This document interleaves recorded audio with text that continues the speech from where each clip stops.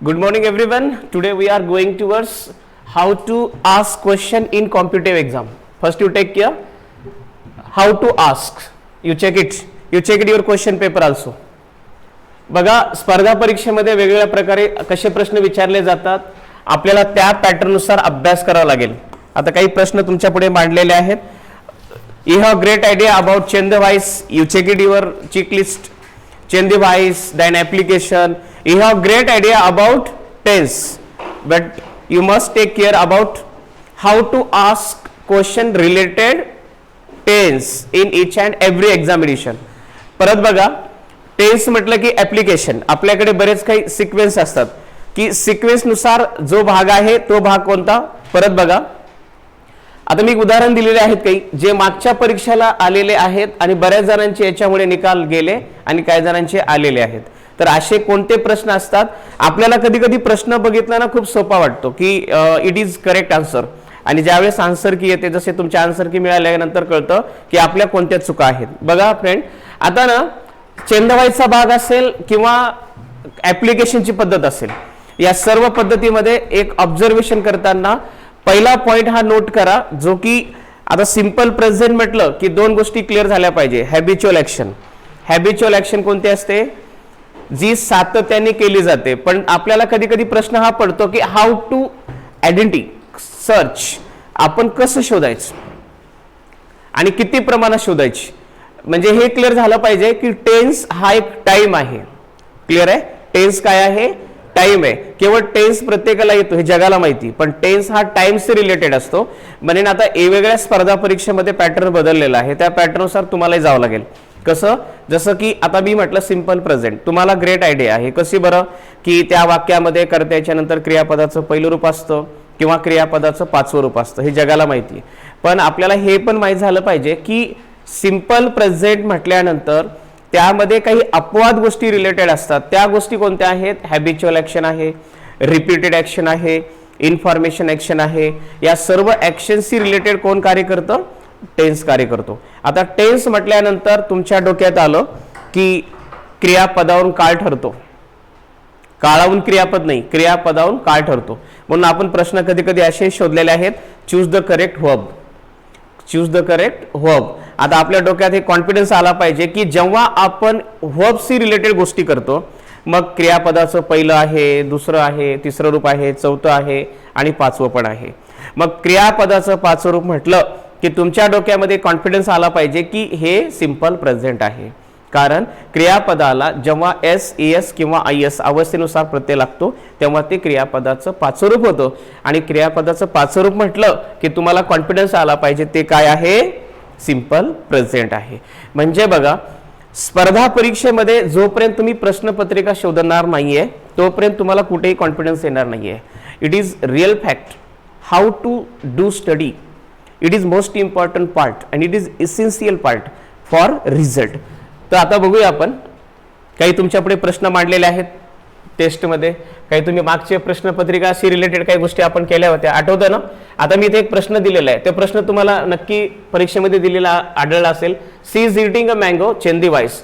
आता याचं जर आपण मिनिंग शोधलं तर आपल्या डोक्यात एक कॉन्फिडन्स येतो की हा एक चालू वर्तमान काळ आहे. का बरं आता चालू वर्तमान काळ आहे की पूर्ण आहे की चालू पूर्ण आहे किंवा साधा आहे किंवा अपूर्ण आहे हे शोधण्यासाठी तुम्ही कोणाचा विचार केला क्रियापदाचा. इथे क्रियापदाचं किती रूप आलं चौथं रूप आलं.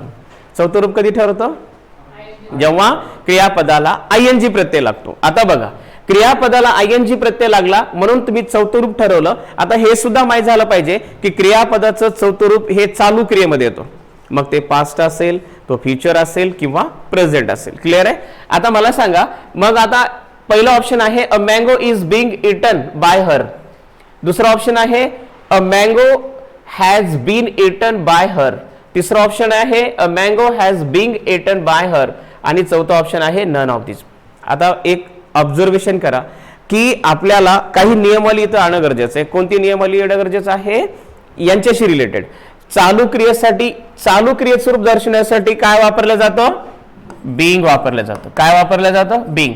पूर्ण क्रिया दाखवण्यासाठी काय वापरलं जातं बीन वापरलं जातं. क्लिअर आहे. मग तो पास्ट असो तो फ्युचर असो किंवा प्रेझेंट असो. इथपर्यंत क्लिअर झालं. दुसरा मुद्दा लक्षात ठेवा मग तुम्हाला एक कॉन्फिडन्स पाहिजे की या 4 पैकी माझं कोण आहे, या 4 पैकी माझं उत्तर कोणतं आहे हे ओळखण्यासाठी तुम्हाला काही ट्रिक्स दिल्या होत्या.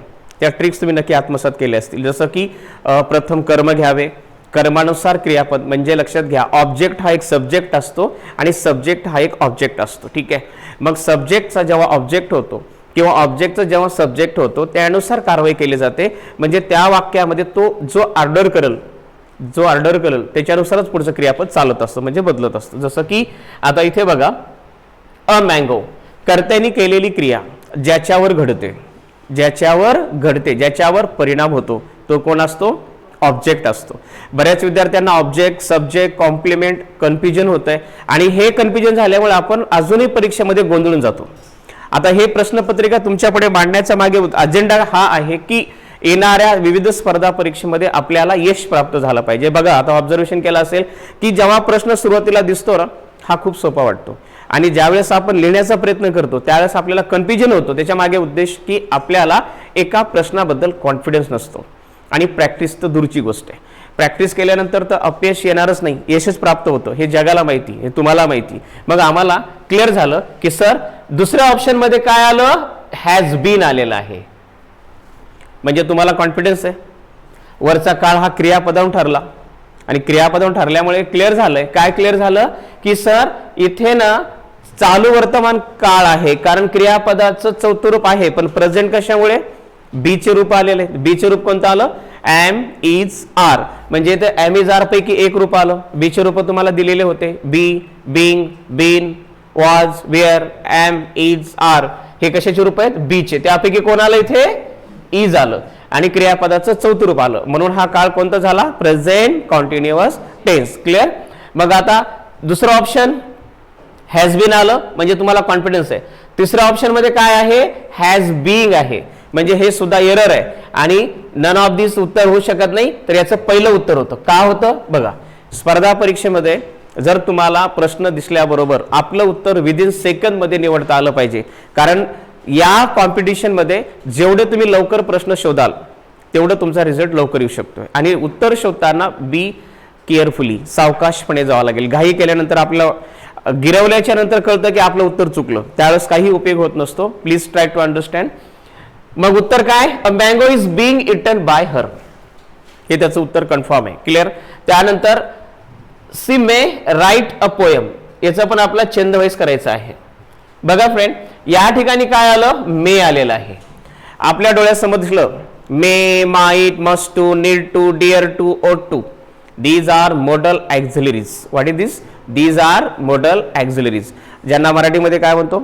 भावदर्शक क्रियापदे किंवा अभिवृत्तीदर्शक क्रियापदे. आता यांचा जेव्हा उपयोग होतो तेव्हा एक डोक्यात ठेवायचं की ज्यावेळेस तुम्ही त्याचा पॅसिव्ह कराल, कारण प्रयोगाचे दोन प्रकार आहेत, एक ऍक्टिव्ह आहे आणि पॅसिव्ह आहे. ऍक्टिव्हचं पॅसिव्ह किंवा पॅसिव्हचं ऍक्टिव्ह करा, अशा प्रकारचे प्रश्न येतात. तेव्हा डोक्यामध्ये एकच कॉन्फिडन्स हवाय, जो की आम्हाला वाक्य दिसता क्षणी कळालं पाहिजे सर या वाक्यामध्ये मे हे एक मॉडल ऑक्झिलरी आहे, ज्यांना आम्ही मराठीमध्ये भावदर्शक क्रियापदही म्हणू शकतो किंवा अभिवृत्तीदर्शक क्रियापदही म्हणू शकतो. तर यामध्ये कॉन्फिडन्स आहे की या वाक्यामध्ये जर अशा प्रकारचे क्रियापद आलं तर त्यांचं पॅसिव्ह कसं करायचं किंवा ऍक्टिव्ह कसं करायचं. थोडक्यात चेंज म्हणजे काय? बदल. व्हाईस म्हणजे काय? प्रयोग, प्रयोगाचा बदल करणे. तर तेव्हा तुमच्या डोक्यात आलं पाहिजे सर मे असो, माइट असो, मस्ट असो, नीड टू असो, डिअर टू असो की ओट टू असो, यामध्ये एक कॉन्फिडन्स कोणता आला? प्रथम ऑब्जेक्ट हे सुरुवातीला घेणं अनिवार्य आहे. जर तुम्हाला त्या प्रश्नाचं ऍक्टिव्हचं पॅसिव्ह किंवा पॅसिव्हचं ऍक्टिव्ह कसं करायचं हे जर कॉन्फिडेंटली माहीत झालं तर तुम्ही तिथे कुठेही कन्फ्युजन होऊ शकत नाहीये. जसं की बघा, आता प्रथम 4 ऑप्शन दिले असतात.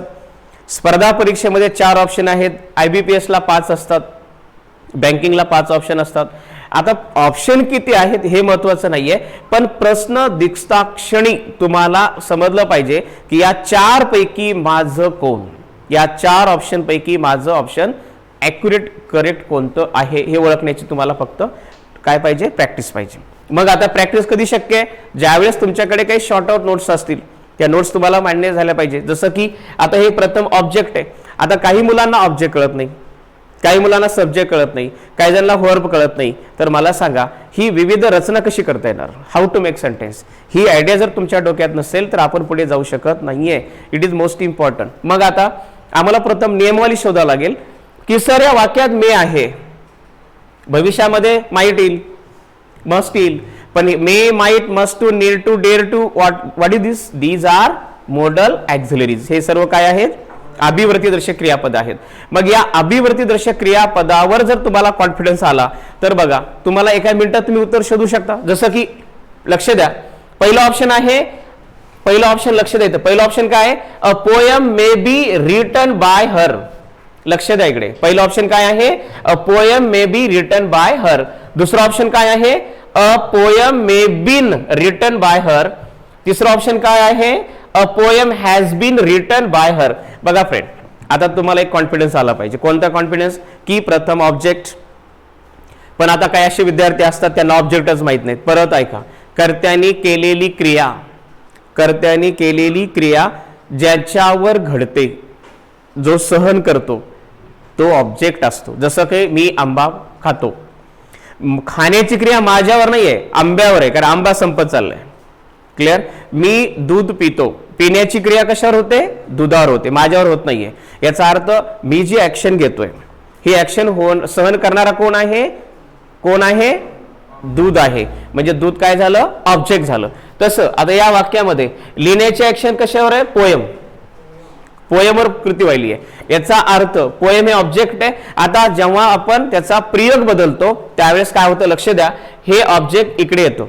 म्हणजे इकडे आल्याच्या नंतर तुम्हाला समजलं पाहिजे इट इज अ नॉमिनेटिव्ह केस, प्रथम विभक्ती. क्रियापदाच्या पूर्वी एनसी म्हणजे नॉमिनेटिव्ह केस असते, क्रियापदाच्या नंतर ओसी म्हणजे ऑब्जेक्टिव्ह केस असते. क्लिअर. आता मग आम्हाला कॉन्फिडन्स आला पाहिजे, सर चार ऑप्शन पैकी माझं कोण. बघा पहिल्या ऑप्शनवर रीड करा, a poem may be written by her, a poem may been written by her, a poem has been written by her. बघा फ्रेंड, हॅज बीन येऊ शकत नाहीये कारण हॅज हे मॉडेल ॲक्झिलरी नाहीये. क्लिअर आहे, हे नाहीये. त्याच्यानंतर आता आपल्याला चुका समजल्या पाहिजे. चूक कधी कळेल, ज्यावेळेस आपल्याकडे अचूक माहिती असेल. जसं की अ पोयम मे बी हे वाक्य अगदी बरोबर आहे, कारण मॉडेल ॲक्झिलरी जर वाक्य असेल तर जशाच तसं यायचं, त्यात बदल करायचा नाहीये. जसं मे आलं तर मेज घ्यायचंय, मे आल्याच्या नंतर माईट घ्या असं मी म्हटलं नाहीये.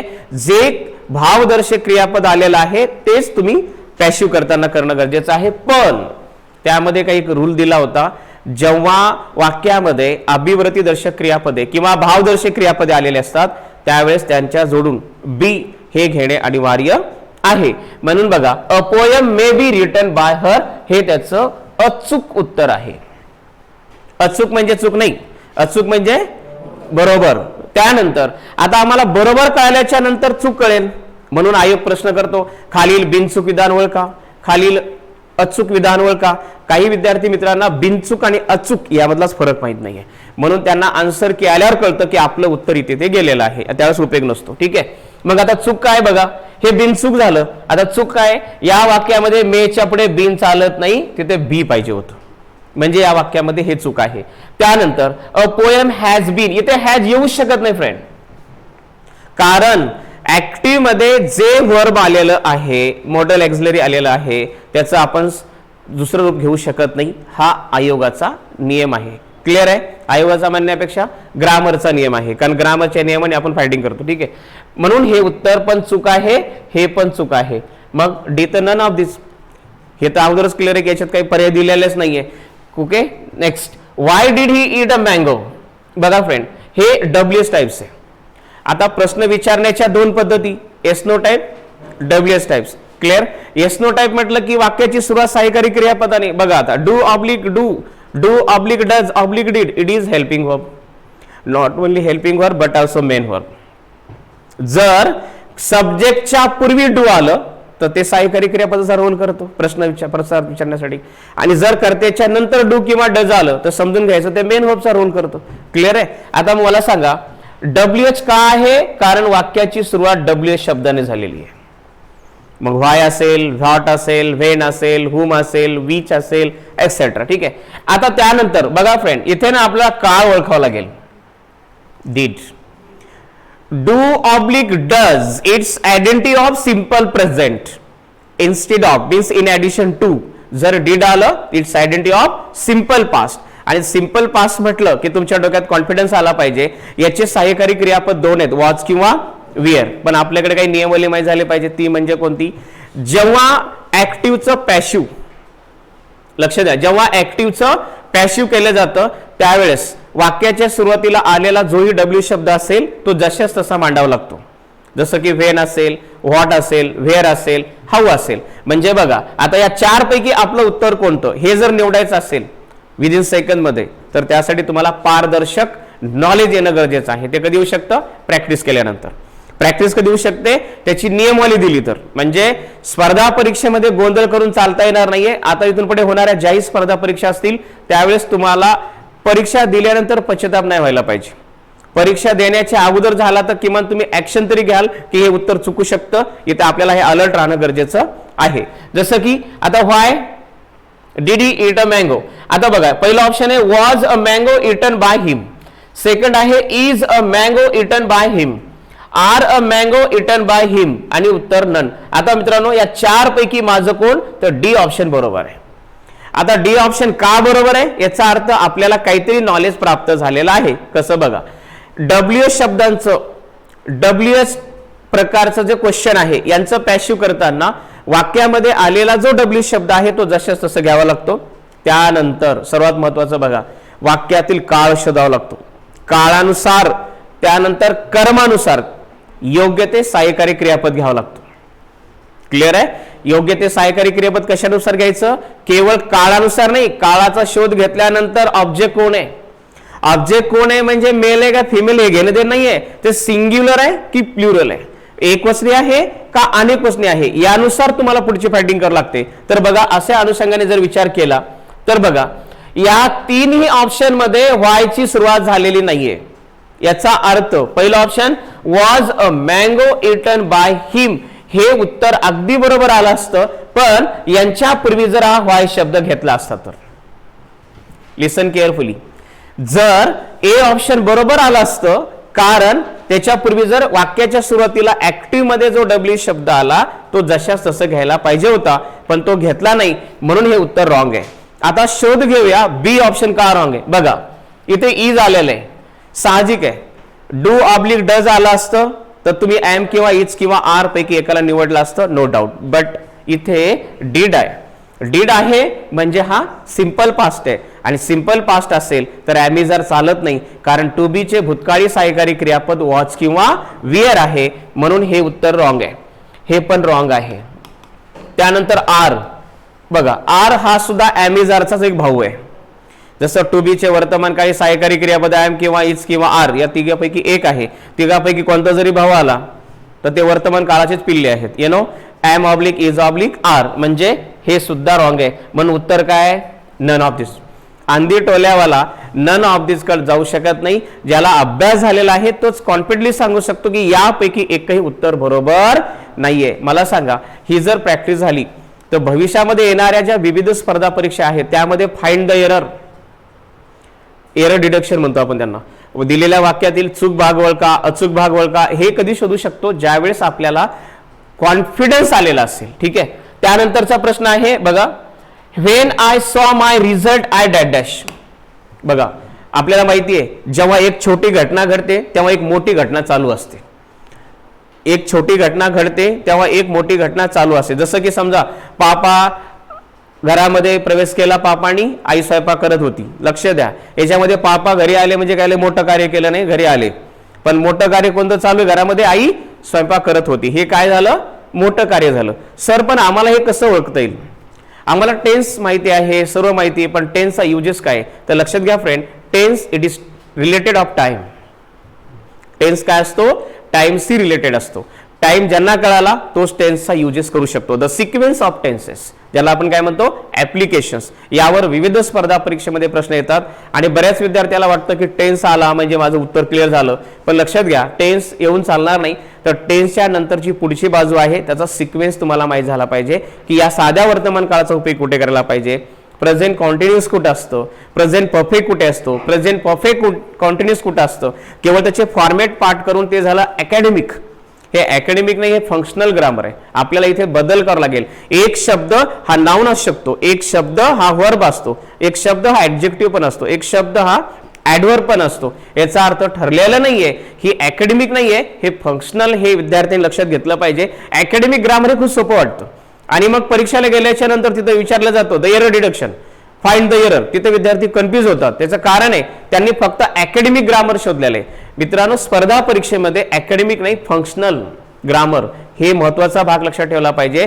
की परीक्षेमध्ये एकेकाळी 10वी 12वीला आपण नाउन समजलं की नाउनच घेतलं, पण ते नाउन हा ऍडजेक्टिव्ह होतोय, नाउन हा वर्ब होतोय, हे पण आपला शोध घेता आला पाहिजे. याचा अर्थ समजून घ्यायचा. स्पर्धेमध्ये असे जे ठराविक काही बदल असतात ते बदल आपण कॉन्फिडेंटली ओळखू शकतोय. स्पर्धा परीक्षेमध्ये करायचं नाही, ओळखायचे. बघा, पहिला ऑप्शन आय वॉज डान्सिंग, दुसरा ऑप्शन हॅड डान्स्ड, तिसरा ऑप्शन आय एम डान्सिंग आणि चौथा ऑप्शन नन ऑफ दिस. आता आम्हाला शोध घ्यायचा आहे सर या चारपैकी माझं कोण.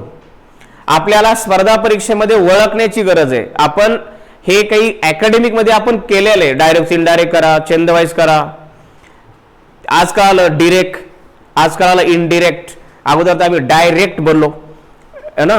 आता थोडा बदल झाला म्हणजे आपण बदल केला नाही, तर पहिलाच बदल झालेला आहे. आपल्याला बदल झालेला माहित नव्हता. स्पर्धा परीक्षेमध्ये बदलत्या पॅटर्ननुसार आपल्याला बदलावं लागेल तर आपला रिझल्ट येऊ शकतो. हे माहीत असणं खूप काळाची गरज आहे. अकॅडमिकनं काहीच वाट लागणार नाहीये. आयुष्याची आपल्याला धुरा सांभाळायची, तर आपल्याला कॉन्फिडन्स पाहिजे. सर मला ओळखण्याचं शिकवा, बाकी नका डोकं लावू.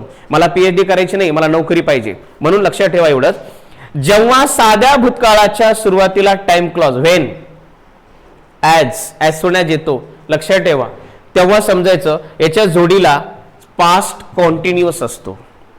लक्ष द्या, जेव्हा वाक्याच्या सुरुवातीला व्हेनने सुरुवात झाली आहे किंवा ॲजने सुरुवात झाली आहे किंवा ॲज सून ॲजने झाली आहे आणि तिथे साधा भूतकाळ असेल तर लक्षात ठेवा त्याच्या जोडीला चालू भूतकाळ असतो. जर व्हेनने सुरुवात झाली असेल तिथं सिंपल प्रेझेंट असेल तर तिकडे जोडीला फ्युचर सिंपल असतो. क्लिअर आहे. म्हणजे याचा अर्थ इथे सिंपल पास्ट V2 आहे, याचा अर्थ इकडे पास्ट कंटिन्युअस पाहिजे होता. मग आहे का? येस. कोणता? When I saw my result I was dancing. मग वॉज डान्सिंग कोणता काळ झाला? हा झाला पास्ट कॉन्टिन्युअस.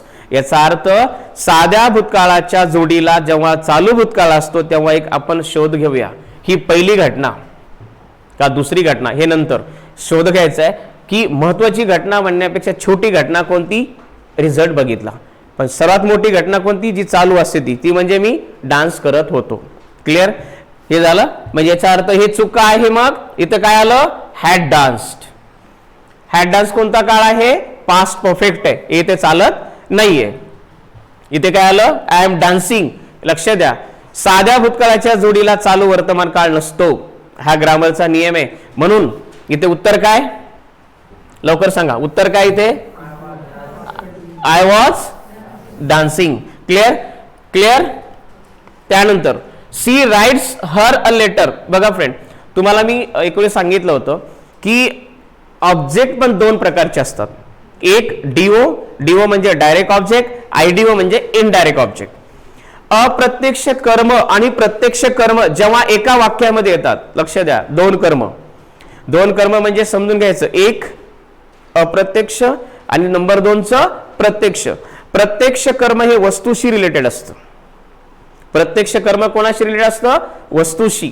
अप्रत्यक्ष कर्म कोणासोबत असतं? व्यक्तिवाचक. लक्ष द्या, वस्तुवाचक आणि व्यक्तिवाचक यामध्ये फरक लक्षात ठेवा. ज्या वेळेस व्यक्तिवाचक कर्म येतं समजून घ्यायचं त्याच वाक्यामध्ये वस्तुवाचक कर्म नक्की आहे. जसं की he gave me a book किंवा माय फादर गेव मी सम चॉकलेट्स. याचा अर्थ चॉकलेट्स हे डायरेक्ट ऑब्जेक्ट आहे.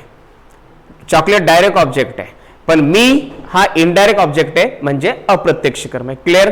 आता मला सांगा, मग या वाक्याचं पॅसिव्ह करताना दोन कर्मापैकी एक कर्म कोणतंही तुम्ही घेऊ शकता. वाक्याच्या सुरुवातीला तुम्ही प्रत्यक्ष कर्म घेतलं तर अप्रत्यक्ष कर्म क्रियापदाच्या तिसऱ्या रूपानंतर घ्यावं लागतं आणि अप्रत्यक्ष कर्म जर सुरुवातीला घेतलं तर प्रत्यक्ष कर्म हे तुम्हाला तिसऱ्या रूपाच्या नंतर घ्यावे लागतं. हे ग्रामरचा नियम आहे. मग या वाक्यामध्ये हा शोध घेऊया लवकर आपण. She writes her a letter. बघा पहिलं ऑप्शन आहे a letter is written to her by her. लक्ष द्या, a letter is written her by her, a letter is written she by her. तुम्हाला कॉन्फिडन्स आला पाहिजे की याही चार पैकी एक ए नंबरचं ऑप्शन बरोबर आहे. ते म्हणजे बघा अ लेटर इज म्हणजे या हर कोण आहे, अप्रत्यक्ष कर्म आहे, आणि अ लेटर कोण आहे, प्रत्यक्ष कर्म म्हणजे वस्तुवाचक आहे.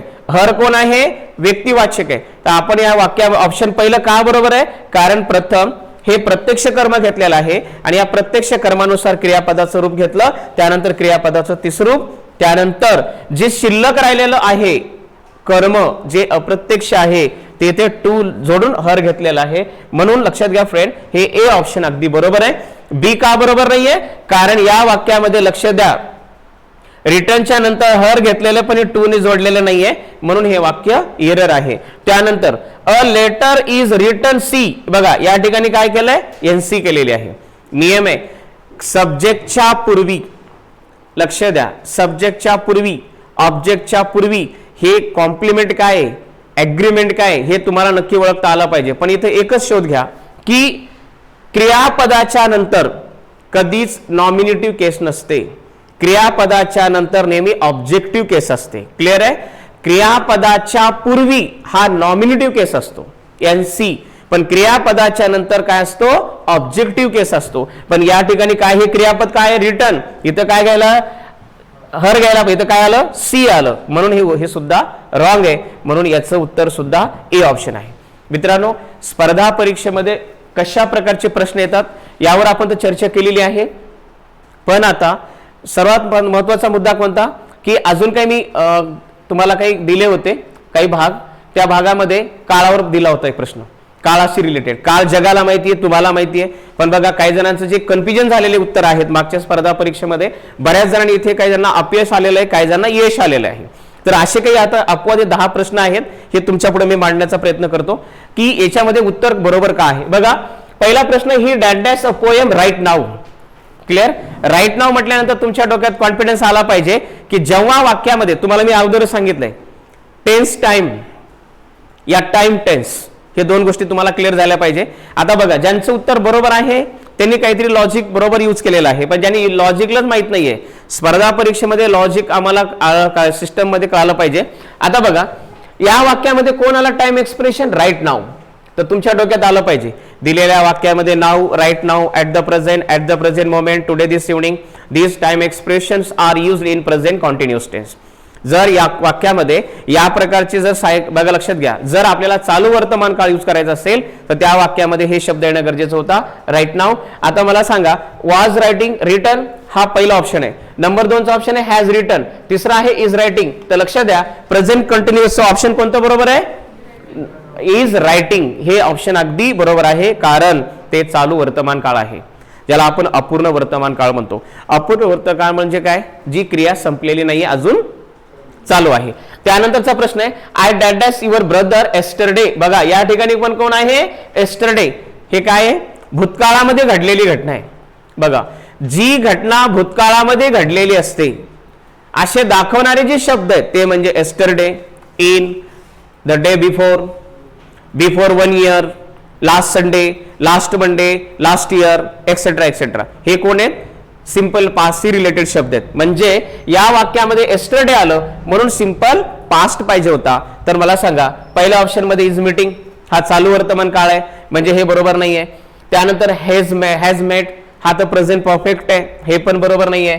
तर लक्षात घ्या एम मीटिंग हा तर प्रेझेंट कॉन्टिन्युअस आहे, हे पण उत्तर चूक आहे. म्हणून याचं उत्तर बरोबर आहे मेट, कारण it is identity of simple past because second form of the main verb. Clear.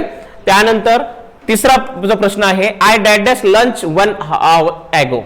1 तासापूर्वी जेवण केलं, 1 तासापूर्वी. आपल्या डोक्यात आलं पाहिजे. तुम्हाला मी काही रूप लिहून दिले होते. हॅव पहिलं रूप असेल तर दुसरं हॅड, तिसरं हॅड आणि चौथं हॅविंग. याचा अर्थ डोक्यात ठेवा की या वाक्यामध्ये मी सिंपल पास्ट का घ्यायचा, कारण तुम्हाला टाइम एक्सप्रेशन लगेच कळायला पाहिजे. टाइम एक्सप्रेशन कोणता आलाय वाक्यामध्ये, लक्ष द्या 1 hour ago. Where is 1 hour ago. Clear आहे. म्हणजे याचा अर्थ इथं कोणता काळ पाहिजे? Simple past. सिंपल पास्ट म्हटलं तर काय पाहिजे? क्रियापदाचं दुसरं रूप. Have, had, had, having, having. कळलं? हे काय झाले? हॅवचे रूप आहेत. आता मला सांगा, मग इथे पहिला ऑप्शन दिले हॅव, हे तर इम्पॉसिबल आहे. त्यानंतर B, it is correct option. B is correct option because had it is second form of the have. Clear? हॅवचं दुसरं रूप काय? हॅड. तिसरं पण, म्हणून इथं हॅड वाक्य सिस्टम मध्ये कळालं. हॅड का आलं? कारण हा सिंपल पास्ट आहे. त्यानंतर बघा, it is time, it is opportunity time, it is high time, it is about time. याचा अर्थ काय झाला? It is right time. एखादी गोष्ट तुम्हाला 10 वाजता करायला सांगितली आणि तुम्हाला जर 10:15 वाजले तर त्यावेळेस तुमच्या मनात काय येतं? आता हीच वेळ आहे, आता मी ती केलंच पाहिजे. लक्ष घ्या, 1 वर्षापासून अभ्यास करतोय तरी निकाल लागला नाही आयुष्याचा, आता मी तर अभ्यास केलाच पाहिजे आणि नोकरी आता मला लागलीच पाहिजे. याचा अर्थ आपण काय म्हणतो? Simple past. जेव्हा सुरुवात it is opportunity time, it is high time, it is about time, it is time, अशी जर सुरुवात झाली तर त्या वाक्यामध्ये सिंपल पास्ट असतो, म्हणजे क्रियापदाचं दुसरं रूप असतो. आता बघा, या वाक्यामध्ये पहिला ऑप्शन आहे शुड ओपन, दुसरा ऑप्शन आहे इज ओपनिंग, तिसरा ऑप्शन आहे हॅज ओपन आणि चौथा आहे नन. बघा मित्रांनो, अंधी टोल्यावाला नन ऑफ दिस कडे जाऊ शकत नाही. तिथं जाणारा कोण असतो? ज्याला पारदर्शक नॉलेज आहे. नॉलेज काय लक्षात आलं? जेव्हा वाक्याची सुरुवात it is time, it is high time, it is about time, it is opportunity टाइमने सुरुवात झाली तर त्या रिकाम्या जागेमध्ये 12 काळापैकी एकच काळ यूज करा, तो काळ म्हणजे सिंपल पास्ट. क्लिअर? म्हणजे याचं उत्तर काय फ्रेंड? नन ऑफ दिस. हे तुम्हाला कॉन्फिडन्स आला पाहिजे. त्यानंतर an earthquake that dashed their city 3 years ago. बघा, प्रश्न दिसल्याबरोबर विदिन सेकंड मध्ये तुमचं उत्तर गिरवता आलं पाहिजे. कधी शक्य आहे? तुमच्याकडे टाइम एक्सप्रेशन पाहिजे. मित्रांनो, या जर ट्रिक्स अशा तुमच्या डोक्यात असतील तर तुमचा रिझल्ट लवकर लागू शकतो. क्लिअर आहे? बघा, काय डोक्यात ठेवायचं? 3 years ago. याचा अर्थ कधी घटना घडली? 3 वर्षापूर्वी. याचा अर्थ प्रेझेंट आहे का? फ्युचर आहे का? हा पास्ट आहे, म्हणजे पास्ट मध्ये घडलेली घटना आहे. म्हणून याचा अर्थ पहिला ऑप्शन काय दिलं? Had destroyed. It is wrong, हे नाहीये.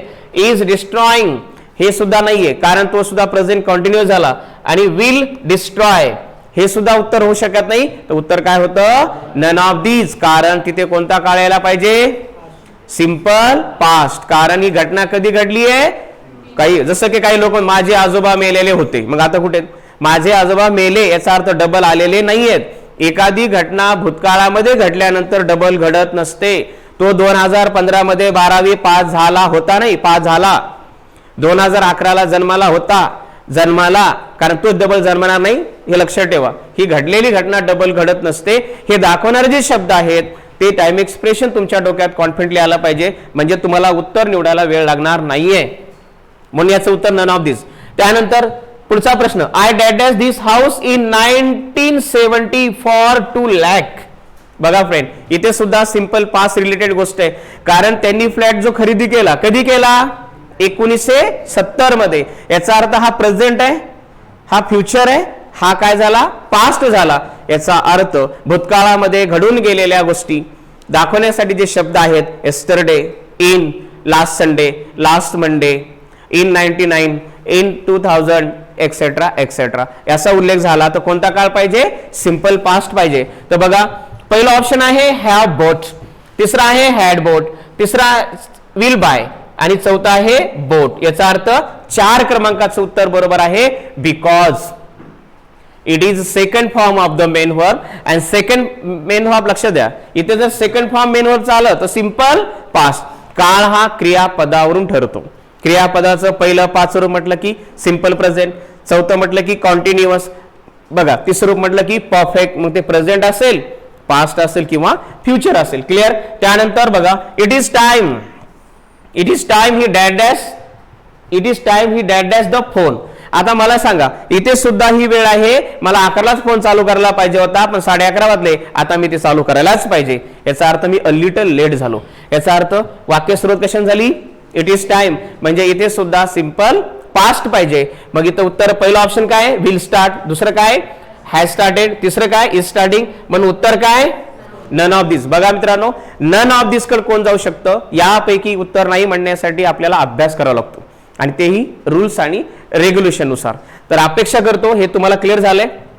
8वा प्रश्न बघा, my friend dash dash to Delhi last Sunday. इथे पण लास्ट आलंय, समजून घ्यायचं ही घटना पण मागे घडून गेलीये, आता घडली का डबल नाहीये, लास्ट शब्द आला. मग last Sunday, last Monday, last year, last week, last month, etcetera etcetera etcetera अशा प्रकारचं आल्यानंतर टाइम एक्सप्रेशन तिथे सिंपल पास्ट अपेक्षित आहे. मग बघा option had gone, will go, has gone, none of this. उत्तर काय आहे, नन ऑफ दिस. कारण हे पास्ट परफेक्ट आहे, हा सिंपल फ्युचर आहे, हा प्रेझेंट परफेक्ट आहे, आपल्याला पाहिजे सिंपल पास्ट. क्लिअर. त्यानंतर he was singing a song while she dash dash. जेव्हा एकाच वेळी दोन क्रिया चालू असतील, एकाच वेळी भूतकाळामध्ये दोन क्रिया चालू होत्या असं दाखवायचं असेल, तेव्हा दोन वाक्याच्या मध्ये व्हाईल हे उभ्याने व्यावे जोडलेलं असतं. अशा वेळेस दोन्ही वाक्यामध्ये चालू भूतकाळाच असतो. मी गात होतो, ती नाचत होती, ती नाचत होती, मी गात होतो. याचा अर्थ दोन्ही क्रिया भूतकाळामध्ये चालू होत्या. हे दाखवण्यासाठी या वाक्यामध्ये दोन्हीच्या वाक्यात कोणता उभयनव्य व्याव्य आला सांगा लवकर, व्हाईल. समजून घ्यायचं इथे पण कोणता काळ पाहिजे, पास्ट कॉन्टिन्युअस. जसं की मी जेवण करत होतो, तो अभ्यास करत होता, तो टीव्ही बघत होता, मी खेळत होतो. एकाच वेळी जेव्हा दोन क्रिया चालू असतात भूतकाळामध्ये चालू होत्या, हे दाखवण्यासाठी दोन्ही काळामध्ये चालू भूतकाळ असतो, पण त्या दोन वाक्याच्या मध्ये कोणता उभयनव्य व्याव्य आला पाहिजे, व्हाईल. क्लिअर. म्हणजे उत्तर काय, वॉज डान्सिंग. हे कोणता काळ आहे, पास्ट कॉन्टिन्युअस. पुढे बघा, if I dash to market I would have brought some fruits. बघा भूतकाळामध्ये अपूर्ण राहिलेली अट, भूतकाळामध्ये अपूर्ण राहिलेली अट मध्ये पूर्ण भूतकाळ असतो, पण कधी ओळखणार आपण, बघा जर त्या वाक्यामध्ये वुड हॅव, शेजारील वाक्यामध्ये would have, should have, might have यांचा उल्लेख झाला असेल तर इफ क्लॉज मध्ये, क्लॉज म्हणजे वाक्य, इफ क्लॉज मध्ये पास्ट परफेक्ट असला पाहिजे. जसं की if I had gone to Pune I would have met to my all friends. जर मी पुण्याला गेलो असतो तर माझ्या सर्व मित्राला मी भेटून आलो असतो. याचा अर्थ ही भूतकाळामध्ये अपूर्ण राहिलेली अट आहे. अपेक्षा करतो सर्व विद्यार्थ्यांना याच्या गोष्टी क्लिअर झाल्या असतील. आता येणाऱ्या स्पर्धा परीक्षेमध्ये आता चुका होता कामा नाही, जे मागे झाले ते सोडून द्या, आता ऍक्शन घ्या आणि या प्रकारचे प्रश्न काळाशी रिलेटेड, व्याकरणाशी रिलेटेड कशा प्रकारचे येतात यावर आपण चर्चा केली. लवकरच पुढच्या भागामध्ये भेटूया. All the best, take care.